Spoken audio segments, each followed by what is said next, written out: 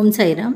இட்லி மிளகாய் பொடி எப்படி சட்டுன்னு 10 நிமிஷத்தில் ரெடி பண்ணுறதுன்னு பார்க்கலாம் வாங்க. இதுக்கு ஒரு பேனில் ஒரு டேபிள் ஸ்பூன் எண்ணெய் எடுத்துக்கிட்டு, அல்லது ட்ரை ரோஸ்ட் கூட பண்ணிக்கலாம். 1 கப் கருப்பு அல்லது வெள்ளை உளுந்து பருப்பு, 1/4 கப் கடலை பருப்பு, தேவையான அளவு காய்ந்த மிளகாய் சேர்த்துக்கலாம். நான் 1/4 கப் சேர்த்திருக்கேன். அதை லேசாக வாசம் வர வரைக்கும் லைட்டாக ப்ரௌன் ஆகிற வரைக்கும் வறுத்து தனியாக எடுத்து வச்சுட்டு 2 அல்லது 3 டீஸ்பூன் நீங்கள் வெள்ளை அல்லது கருப்பில் எடுத்து அதையும் ட்ரை ரோஸ்ட் பண்ணி இது கூட ஆட் பண்ணி தேவையான அளவு கல் உப்பு, தேவையான அளவு பெருங்காயமும் நீங்கள் சேர்த்துக்குங்க. நல்லா வாசமாக இருக்கிறதுக்காக இதை லேசாக பரட்டி விட்டீங்க அப்படின்னா இந்த சூட்லேயே லேசாக ரோஸ்ட் ஆயிரும்.